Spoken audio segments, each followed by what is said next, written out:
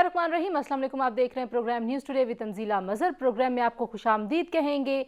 आज पूरी दुनिया में मसीही बरादरी क्रिसमस मना रही है और पाकिस्तान में इसके साथ साथ हम बानी पाकिस्तान का 146वां यौम पैदाइश भी मना रहे हैं। कायद का पाकिस्तान कैसा था, वो क्या नक्शा था जो कायद आज़म मोहम्मद अली जिन्ना ने पेश किया था, वो मंजिल कब आएगी, हमें कितना सफ़र तय करना है। बहुत सारे लोगों को लगता है हम 2 कदम आगे बढ़ते हैं, 4 कदम पीछे चले जाते हैं। इस मुल्क के मसाइल का अंबार बढ़ता चला जाता है, ना हम बैरूनी कर्ज़ों से निकल सके हैं, ना हमारी जान इंतहा पसंदी से छूट रही है और रियासत कभी एक पॉलिसी अपनाती है, कभी दूसरी पॉलिसी अपनाती है। तो ये तो वो चैलेंज है जी जो रियासत की सतह पर है।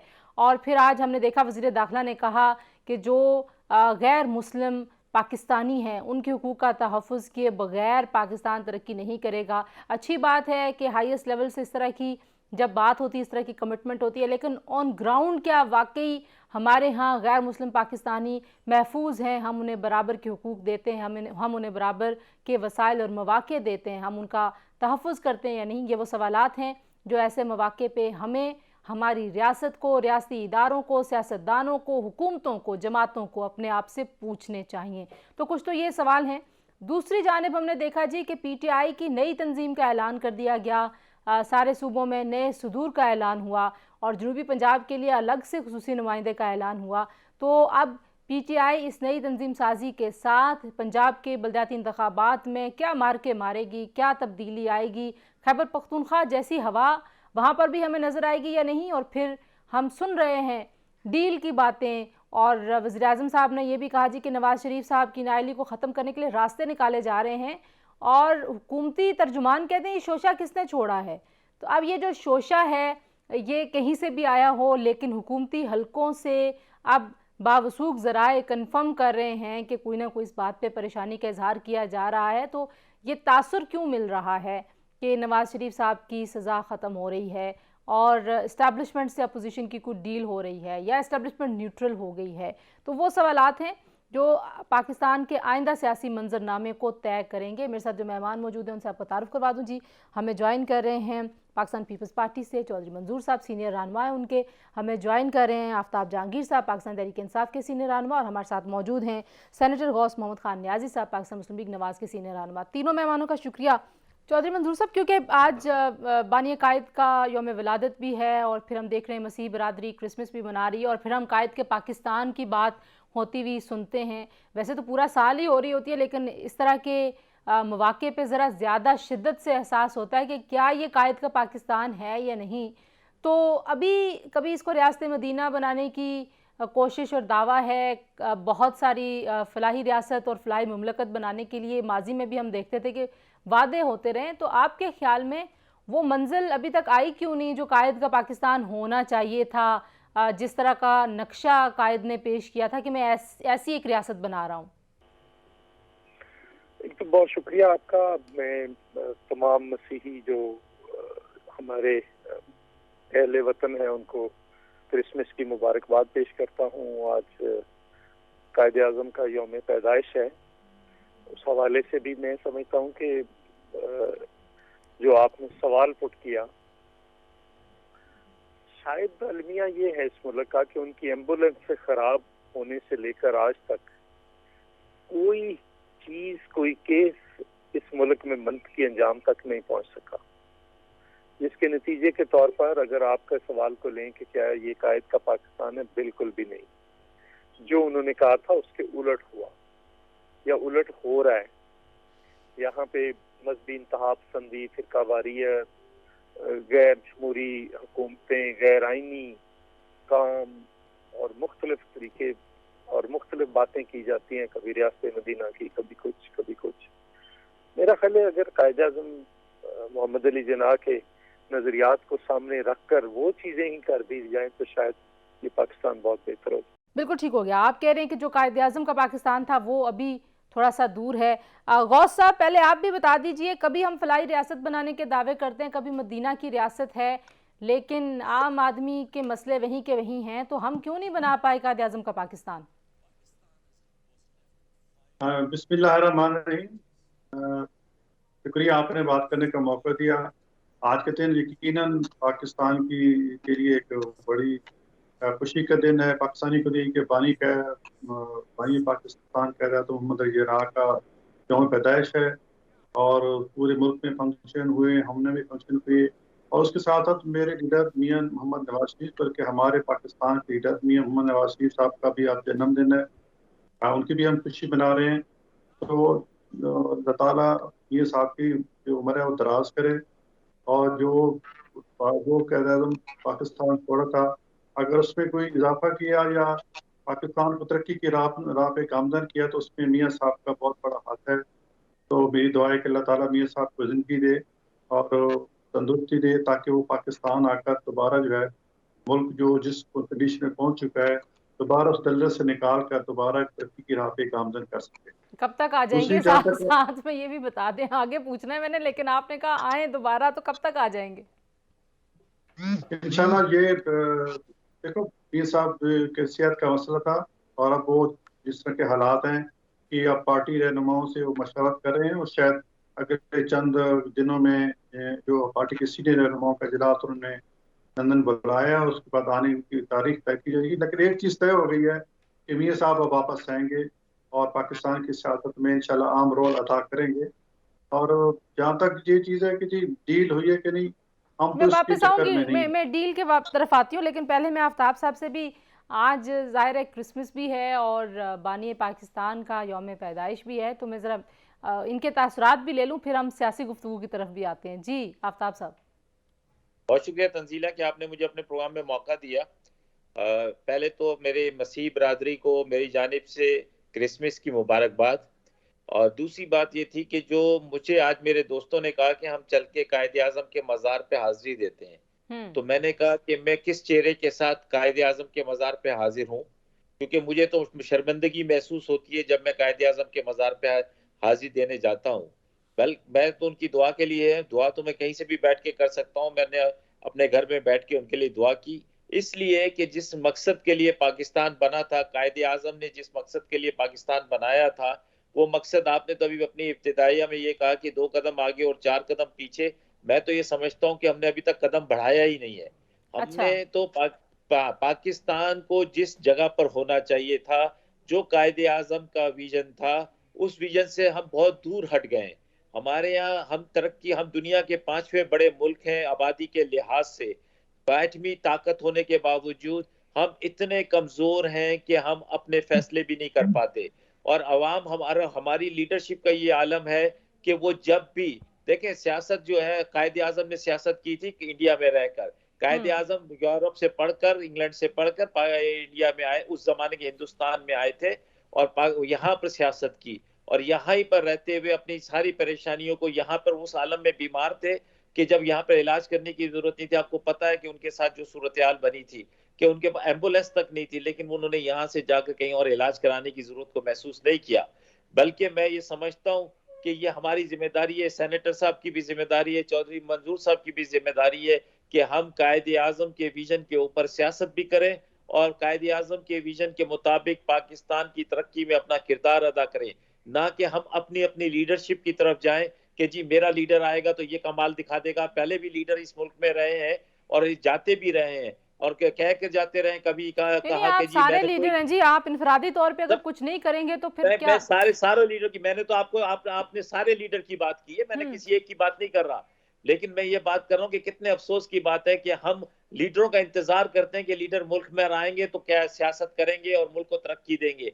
लीडर वो होता है कि जो मुल्क में रहते हुए मुल्क के हालात को देखते हुए अपने सियासत करे और उसके मुताबिक जो है मुल्क को जो है और आगे जाने, कुछ चीजों पे कंप्रोमाइज नहीं हो सकता, वो है पाकिस्तान और पाकिस्तान की तरक्की। इसके अलावा कोई अगर जाति के है तो उस पर भले कंप्रोमाइज कर लें। बिल्कुल, बड़ा जबरदस्त पैगाम है और आप हमेशा ये पॉजिटिव बात तो करते ही हैं। मैं जरा नया सब डील और उस पर बात कर रहे थे, फिर मैं चौधरी साहब से पूछूंगी, लेकिन आप बता दीजिए हो रही है डील? क्योंकि पीटीआई के लोग ये कहते हैं जी कि आप लोग तो मुंतजिर हैं, आप लोग तो चाहते हैं कि कोई हमें कहे कि आए डील करें। देखिए जी तंजीरा, जिस तरह मियां साहब को सजा सुनाई गई उस पर पूरी जो जुडिशरी है और वो जो वकला बरादी है सारे इस पे मतलब डिवाइडेड है कि ये फैसला सही था या गलत था। एक मुतनाज़ा फैसला था जिसके तहत मीर साहब को सारी उम्र के लिए दायर करार दिए गए। ऐसी तनख्वाह जो जो जिसके लिए जो उन्होंने अपने बेटे से नहीं ली, उसकी कंज्यूम करके उनको दायर कर दिया गया। तो ये एक जिसको रिव्यू होना चाहिए, और मैं हसन बून साहब का शुक्रिया अदा करता हूँ कि वो इसको दोबारा सुप्रीम कोर्ट में लेके जा रहे हैं कि एक इतना मतलब छोटा नहीं, सा तो ये एक डील क्यों लग रही है लोगों को? वो तो चले, आपका हक डील है। डील देखो, जो मुल्क के हालात हैं, जो मुल्क के स्टेक होल्डर्स हैं, जिनकी जिम्मेदारी है, रियासत की जिम्मेदारी है, जाहिर है वो कोई 3.5 साल में पीटीआई कुछ नहीं कर सकी, कोई डिलीवर नहीं कर सकी।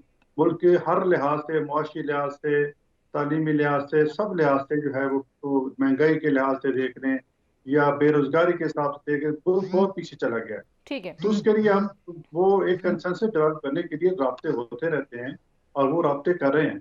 और प्राइम मिनिस्टर इमरान खान है, इनके कान में कोई डाल देता है कि शायद मियां साहब से डील कर रही है, इदारे डील कर रहे हैं। ऐसी बात नहीं है।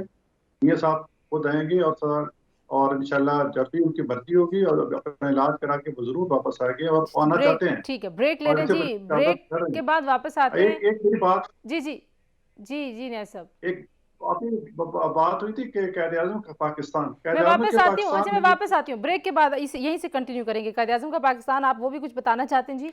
और वो कह रहे हैं डील नहीं है, वापस आएंगे, अदालतों से सुरखरू होके ही वापस आएंगे और जल्दी वापस आएंगे, ये भी उन्होंने कहा। ब्रेक से वापस आते हैं, आगे बढ़ाएंगे गुफ्तगू को, हमारे साथ रहिए।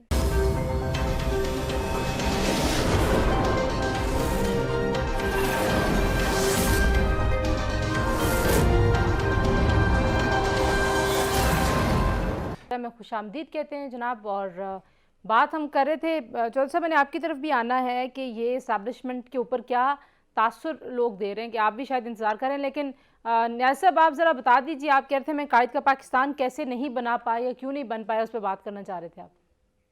जी, मैं ये कह रहा था कि पाकिस्तान सही पाकिस्तान क्यों नहीं बन सका, क्योंकि क़ायद आज़म रहमतुल्लाह अलैह के जो फरमानदार थे उस पे जो है वो हमने अमल नहीं किया।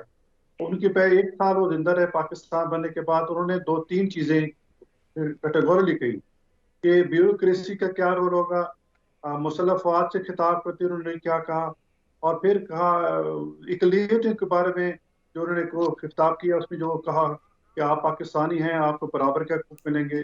तो अगर उन 3 चीजों पे अमल कर लिया जाए तो मेरे ख्याल में जो पाकिस्तान जो कायदे आज़म का पाकिस्तान है वो सही मैंने पाकिस्तान बन जाएगा। ठीक है। ये तमाम देखो, इन्हीं चीजों को लेके फिर कि हमारे सियासी रहनुमा ने रहमान 73 का आइन बनाया था।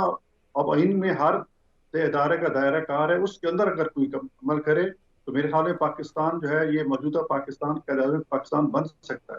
लेकिन इसके लिए हर किसी को जिम्मेदारी का एहसास करना होगा, और यही चाहते थे। बिल्कुल ठीक है। चौधरी साहब, हमने देखा वफाकी वज़ीर इत्तलात जो हैं फवाद चौधरी साहब, जो पहले आपके कुलीग भी थे, आपकी पार्टी में थे, वो कह रहे हैं जी कि बहुत सारी ऐसी जमातें हैं जो तैयार हैं कि इस्टेब्लिशमेंट के साथ कोई उनकी बातचीत वो उनको ऑफ़र करें।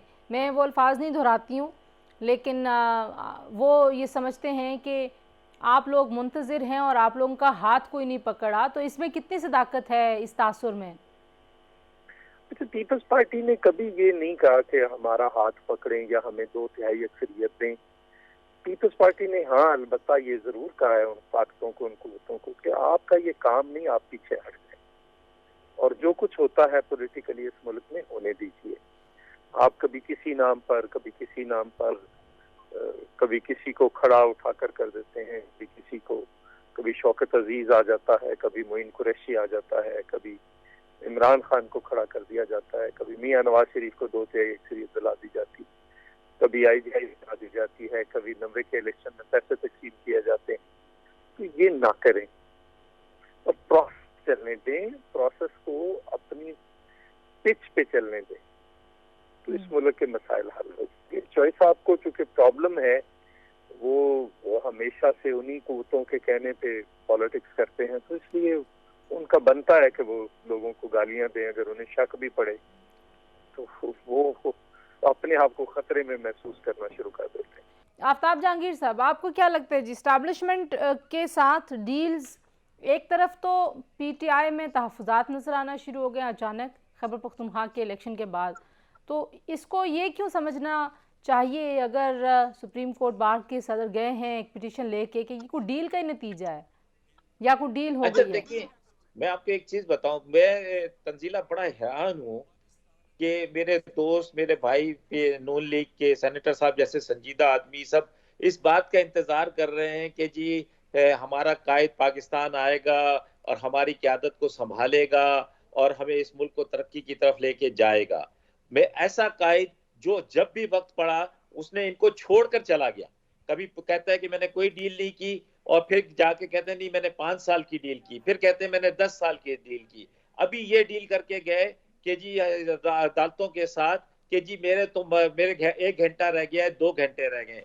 मैं ये समझता हूँ डील और ढील में थोड़ा सा फर्क है, बहुत ही मामूली फर्क है। हो सकता है इनको डील भी हो रही हो उनके साथ या ढील भी हो रही दी जा रही हो उनको, लेकिन बड़े अफसोस की बात है। कौन दे रहा है? क्यों लग रहा है आपको कौन दे रहा है? वो देने वालों का भी तो नाम लेना आप। उसकी वजह मैं बता रहा हूँ ना, उसकी वजह मैं बता रहा हूँ क्योंकि उन्हें ये अंदाजा हो गया, इन्हें ये अंदाजा, क्योंकि ये हमेशा जब भी आए इस्टेब्लिशमेंट के बाजुओं पर आए। क्योंकि ये आप हिस्ट्री उठा के देख लें नून लीग की, मेरे सेनेटर साहब उससे इख्तलाफ करेंगे क्योंकि इनका हक है ये इख्तलाफ करें, ये इकरार नहीं कर सकते। मैं कर लेता हूँ, मैं अपनी कोताहियों का इकरार करता हूँ, मैं कहता हूँ मेरी हुकूमत में क्या खामी है, मैं उसका इकरार करता हूँ, लेकिन ये नहीं करेंगे।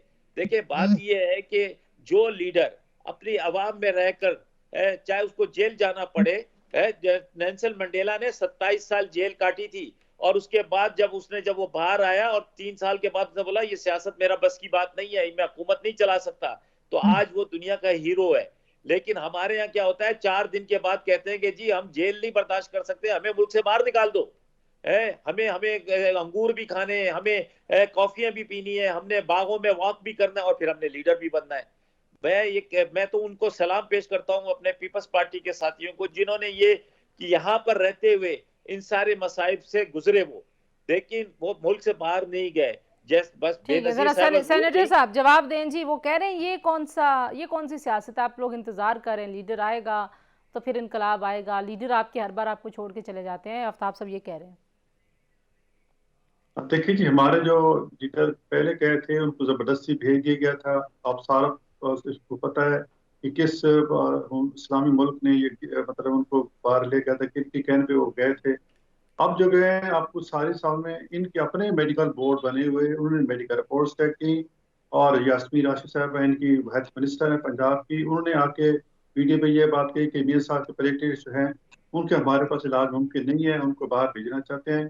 खुद उन्होंने भेजा, वफाकी काबीना ने इनको इजाज़त दी, कोर्ट ने इनको इजाज़त दी।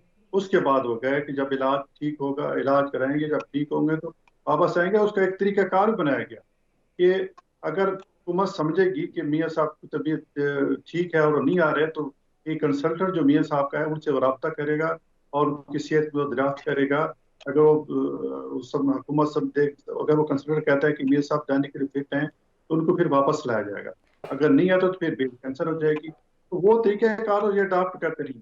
अच्छा ऐसे लोग जरा क्या सराहियां करते ना नैसा, वो ये भी देख रहे हैं जी, शहबाज शरीफ साहब ने भी हुकूमत को ललकारा है, वैसे वो बड़ा धीमा चल रहे थे, धीमी अपोजिशन कर रहे थे, तो लोगों को लग रहा है कि शायद कोई डील हुई है तो बड़ा इत्मीनान ज्यादा बढ़ गया है पीडीएम और नून लीग में बिलखुसूस। एक तो मैं बताऊं कि मियां ज़ाहिर है वो अवाम के जज्बात की तर्जुमानी करनी होती है।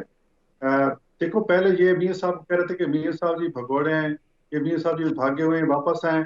अब देखो जब वो वापस आने की बातें हो रही हैं, जो वो आ रहे हैं, तो काबीना में बैठ के ये लोग किस तरह से फैल गई है कि मियां साहब आ रहे हैं, शायद कोई डील हो रही है, ये सारे सोचिए खुद छोड़ते हैं। हमारी तरफ से किसी ने कोई ऐसी बात नहीं की।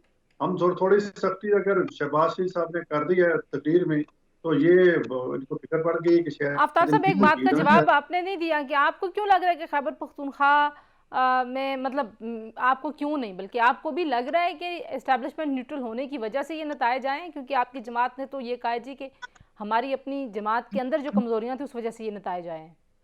अच्छा देखिए तंजीला, मैं तो कहता हूँ कि भाई एस्टेब्लिशमेंट को तो होना ही न्यूट्रल चाहिए, समझे ना। ये तो हमने पैदा किया ना, हम सियासतदानों ने एस्टेब्लिशमेंट का रोल इतना बड़ा कर दिया है कि अब हर एक को ये लगता है कि एस्टेब्लिशमेंट ही सब कुछ है।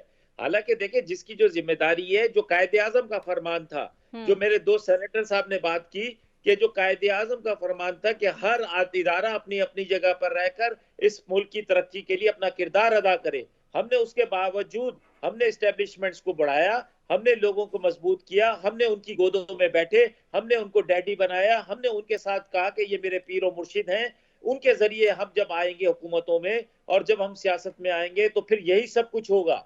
लेकिन मैं ये कहता हूं कि अगर आप ये कि एस्टेब्लिशमेंट अपने आप को अपने काम की हद तक रखे और सियासतदानों को भी एस्टेब्लिशमेंट की तरफ नहीं देखना चाहिए, बल्कि उन्हें अपने किरदार से, अपने काम से, अपनी तरजीहात से, अपने मैनिफेस्टो पर चलना चाहिए। अवाम उनके साथ खड़ी होगी। ठीक हो गया, अवाम हमेशा।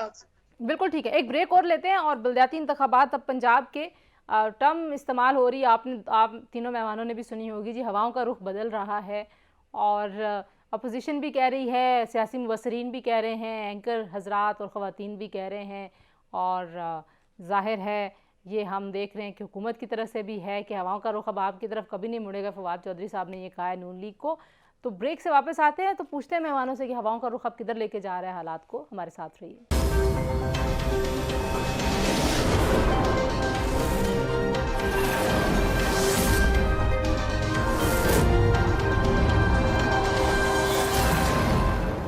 जी, प्रोग्राम एक बार फिर आपको खुशामदीद कहते हैं। बहुत सारे लोग खैबर पख्तूनख्वा के बलदियाती इंतखाबात के नताइज को भी समझते हैं कि ये शायद अंपायर के न्यूट्रल होने की तरफ एक इशारा है। आपको भी लगता है कि समझा जाए कि मुक्तदरा जो है वो अब हट गई है, उनकी छतरी नहीं रही? देखिए, किसी एक वाक़े से तो आप नताइज अखज़ नहीं कर सकते। एक तसलसल के साथ इस अमल को जब वाक़यात होंगे तो फिर वही साबित कर सकते कि हाथ हट गया है या अभी भी पीछे है। किसी एक इंसिडेंट में अगर हटा लें, अगले पे फिर रख दें, तो आप क्या कर सकते? अच्छा, पंजाब में अभी हमने देखा था कि लाहौर के इलेक्शन में बहुत सारे लोगों ने कहा कि पीपल्स पार्टी का एक कमबैक हो रहा है। जो फुटप्रिंट बिल्कुल गायब होता हुआ नज़र आता था वो अब नज़र आना शुरू हो गया है। तो बलदियाती इंतखाबात का सिनेरियो कैसा देख रहे हैं आप? और जो हालात हैं इस वक्त पंजाब में, पीटीआई ने नई तंजीम साजी कर दी, नए सदर बन गए, फिर उन्होंने जनूबी पंजाब के लिए अलग अपना नुमाइंदा। तो आपको लगता है कि मुकाबला किसका किससे होगा? देखिए, आमतौर पर जो बलदियाती इंतखाबात होते हैं वो हुकूमतें जीतती हैं, ज़िमनी इंतखाबात भी और बलदियाती इंतखाबात भी। ये पहली हुकूमत है जो ज़िमनी इंतखाबात भी हार रही है और बलदियाती इंतखाबात भी हार रही है। उसका मतलब ये है कि इनका जो मैंडेट था वो जेन्युइन नहीं था, फेक था। और वो फेक है, आप उसको कितने सहारों से खड़ा कर सकते हैं, नहीं हो सकता। ऊपर से महंगाई कर दी, जो वादे किए थे उनमें से कोई भी पूरा नहीं किया, बल्कि उसके उलट कर रहे हैं। तो इसलिए हम समझते हैं कि अगर बलदियाती इंतखाबात होते हैं तो ऐसी मिलती जुलती कैफियत जो है वो पंजाब में भी होगी, जैसे केपीके में हुई। अभी तो वो भागने के रास्ते तलाश कर रहे हैं। ये कह रहे हैं कि वहां से इलेक्शन मुलतवी किया जाए, जो दूसरा मसला है, क्योंकि वहां पे बर्फबारी शुरू हो गई है, सर्दी शुरू हो गई है। तो यहाँ पे भी जो कानून दिया है, आप देखें ना, दूसरे लोगों को कहते हैं, लेकिन खुद क्या है, उधर तहसील चेयरमैन रखा है, जिला खत्म कर दिया है। पंजाब में जिला रखा है, तहसील खत्म कर दी। अच्छा, मुझे इस लॉजिक की समझ नहीं आई। तो मैं समझता हूँ कि भागने की तैयारी है इसमें। पिटीशंस भी अदालतों में वो खुद करवा रहे हैं लोगों को कह के, ताकि इसको लिंगर ऑन किया जाए, डिले किया जाए। गौस साहब, हवाओं का रुख बदल के किधर जा रहा है? आज मैं देख रही थी फवाद चौधरी साहब ने ट्वीट किया कि भाई हवाओं का रुख जो है वो बाप की तरफ कभी नहीं वापस आना। आप लोग तो ढील के मुंतज़िर लोग हैं, लेकिन पंजाब में क्योंकि गवर्नेंस के ऊपर हुकूमत के अपने इत्तेहादी भी नाराज़ थे। आपको लगता है बलदियाती इंतखाबात जो पंजाब के हैं वो खैबर पख्तूनख्वा वाला सिनेरियो वहाँ पे भी नज़र आएगा? क्या होगा वहाँ पर? ये जो बलदियाती इंतखाबात हैं, हुकूमत की पूरी कोशिश है कि ये ना हो, और हर किस्म के रोड़े अटकाए जा रहे हैं और हर दफा नया अमेंडमेंट डाल देते हैं कि वो इलेक्शन कमीशन, ताकि ये इलेक्शन ना करा सके। अभी इन्होंने एक मसौदा कैबिनेट से पास किया है, अभी पंजाब असेंबली में जाएगा, पता नहीं पास होता है नहीं होता। फिर उसके बाद हल्का बंदियाँ होंगी। उसके पहले फिर उनका कहा था कि तहसील कौंसिल होगी, आप जो आप लीगी इख्तिलाफ किया तो उनसे मिल के क्या करेंगे, तहसील कौंसिल खत्म कर देंगे या तहसील कौंसिल और फिर जिला कौंसिल भी कायम होगी, तो भी फिर कंफ्यूजन के शिकार है। मकसद ये है कि बलदियाती इलेक्शन ना हो, और वहाँ तो इनको जवाब शायद इतना जोरदार नहीं मिला जितना जवाब इनको पंजाब से मिलेगा, तो शायद ये मुंह देख खाने के काबिल न रहे। जो अपने अच्छा। आप को वफाक के बाद कहते हैं, ये इनका सारा ख्वाब जो है वो चिकनाचूर हो जाएगा। आवाम ने सब कुछ देख लिया। एक सोशल मीडिया पे आप कितनी देर आवाम को बेवकूफ़ बना सकते हैं कि हम तरक्की कर गए हैं, हमारा स्पोर्ट बढ़ गया है, हमारा हमने ये कर रोजाना कोई ना कोई संग बुनियाद रख रहे होते हैं, हवाई संग बुनियाद। तो मैंने पहले भी कहा कि जैसे प्राइम मिनिस्टर हाउस में रोजाना कोई ना कोई तख्ती लग रही होती है, और पुरानी तख्तियां जो लगी हुई हैं उनको उखाड़ के अपनी लगा रहे हैं। फैसलाबाद में उन्होंने ऐसा किया, एक हॉस्पिटल में राना सनवा के जरिए इफ्तिताह हुआ था, शहबाज साहब ने बनाया था, वहाँ तख्ती खोल के उस्मान बुज़ार की तख्ती लगा दी गई कि उस्मान बुज़ार साहब ने ये बनाया। तो मैं तो हैरान हूँ, इस तरह हुकूमत तो नहीं होती। असल में ग्रास रूट लेवल तक भी जो मसाइल है, महंगाई है, महंगाई इनकी कंट्रोल में नहीं आ रही। और फिर महंगाई का बलबा ये जो है, ये कहते हैं कि इंटरनेशनल तौर पर ये फिनोमेना है, ये हमारा सिर्फ पाकिस्तान का नहीं है। भाई जो इंटरनेशनल फिनोमेना है, कुछ तो आप गवर्नेंस ठीक करें। आधी महंगाई ये कम कर सकते हैं अगर गवर्नेंस पंजाब में या KPK में ठीक करें। ठीक है। यकीन जाने के प्राइस कंट्रोल कमेटी है, दूसरा है तो सिवाय कि करप्शन बढ़ रही है दिन ब दिन, और करप्शन में आपने देखा कि ट्रांसपेरेंसी इंटरनेशनल ने कहा कि पाकिस्तान बिल्कुल ठीक है। मैं जरा आफ्ताब साहब से पूछ रहा हूँ। आफ्ताब साहब, चौधरी मंजूर साहब भी कह रहे हैं कि आप लोग इलेक्शन से भागने की कोशिश कर रहे हैं, आप खैबर पख्तूनख्वा के अगले मरहले में भी, और गौस साहब कह रहे हैं आप पंजाब से भी भागेंगे। एक तो ये बताइए कि क्या ये इनकी बात किस हद तक दुरुस्त है कि PTI की मर्जी नहीं है जल्दी जल्दी इंतखाबात कराने की, या वाकई खैबर पख्तूनख्वा के नताइज से आप लोग थोड़े से डर गए हैं? दूसरा सवाल भी सुन लें साथ ही, कि आप लोग कहते हैं हमारे तंजीमी मामलात में जो मसाइल हैं उसकी वजह से हम हारे हैं, ये कह रहे हैं भी आपकी गवर्नेंस बिल्कुल जीरो है, नाकाम, इसलिए आप हारे हैं। आपको क्या लगता है किस वजह से हारे हैं? अच्छा, मैं तंजीला, जहां तक इनकी बात है मैं इनकी सारी बातें मान लेता हूँ। मुझे बताएं कि जी KPK के अंदर या पंजाब के अंदर तो हमारी हुकूमत, लेकिन सिंध के अंदर जो है वो तो पीपल्स पार्टी की हुकूमत है, समझे ना। और 18वीं तरमीम के बाद सिंध के पास सारे इख्तियारात हैं, तो वहां के हालात क्या पंजाब से बेहतर है क्या KPK से? ये मैं जरा सेनेटर साहब से पूछ रहा हूँ, क्योंकि मंजूर साहब से पूछूंगा तो कहेंगे जी वहां तो शहद की नहरें बह रही हैं। लेकिन मैं इनसे पूछता हूँ कि क्या आप समझते हैं कि सिंध के हालात बेहतर है? देखिए, महंगाई है, और वही महंगाई जो है मैं अक्सर अपने पार्टी के प्रोग्रामों में भी कहता हूँ, चैनल के प्रोग्रामों में भी कहता हूँ कि मेरी जितनी चाहे मोहब्बत मेरी आवाम के साथ, मेरे हल्के के लोगों के साथ हो, मैं हल्के के अंदर रहता हूँ, लोग मुझसे मोहब्बत करते हैं, लेकिन इसके बावजूद वो महंगाई का रोना भी जरूर रोते हैं। वो कहते हैं कि आफ्ताब साहब, महंगाई जो है इसके ऊपर कंट्रोल पाया जाए ताकि हमारी जिंदगियों में थोड़ी आसानी आए। नहीं, लेकिन आफ्ताब साहब ये आप क्यों पूछ रहे हैं कि हालात बेहतर है या नहीं? हम तो आपसे ये पूछ रहे हैं ना कि गवर्नेंस को आप बेहतर करें। आपको नहीं लगता कि गवर्नेंस ऊपर से बेहतर होनी है? मैं तो वही तो आपको कह रहा हूँ कि पंजाब में तो गवर्नेंस बेकार है, KPK में बेकार है, सिंध के अंदर कैसी है? नहीं, ये तो आपकी मौशी टीम एक्सपर्ट का मामला ना, वो जो 100 टीम थी 100 की, वो किधर गई? नहीं, आप उसको, आप गवर्नेंस की बात करेंगे तो सूबाई मैटर है, ये प्राइस कंट्रोल जो है वो सूबाई मैटर है। अगर आप उसको कंट्रोल नहीं करते तो ये मतलब एक महंगाई हर जगह मौजूद है, इससे इनकार नहीं है, पूरी दुनिया के अंदर महंगाई है। लेकिन हम क्योंकि हम अपने मुल्क की बात करते हैं तो हमारे मुल्क के, हम दूसरों के मुल्क की बात करके अपने मसले को हल नहीं, हमें अपने मुल्क के मामला को हल करना है, उनके अंदर बेहतरी लानी है, उसके अंदर लानी, इसमें कोई दो राय नहीं। अच्छा, जल्दी से बता दें पंजाब में क्या होगा जो KPK के अंदर हमें मिला है? आपको हवाओं का रुख बदलता हुआ नजर आ रहा है? आपको भी लग रहा है कि जो खैबर पख्तूनख्वा में ये तो वक्त बताएगा, बिल्कुल ये वक्त बताएगा। अभी KPK के अंदर चेंज आई है, बिल्कुल आई है, और इस पे हमें गौर करने की जरूरत है। अगर हमने अपनी कमियों और कोताहियों के ऊपर काबू नहीं पाया तो यकीनन रिजल्ट ऐसे ही आएंगे।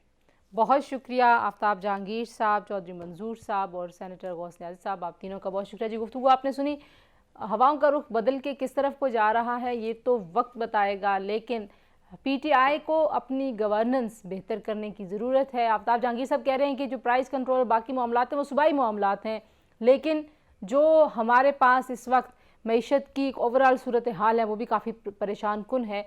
वो जब तक बेहतर नहीं होगी, पाकिस्तान तहरीक-ए-इंसाफ को जो सबसे बड़ा चैलेंज है वो महंगाई का ही है और अवामी मसाइल का ही। आज के लिए इतना ही। अपना बहुत सारा ख्याल रखिए। कल इंशाल्लाह फिर आपसे मुलाकात होगी। अपना ख्याल रखिए। अल्लाह हाफिज़।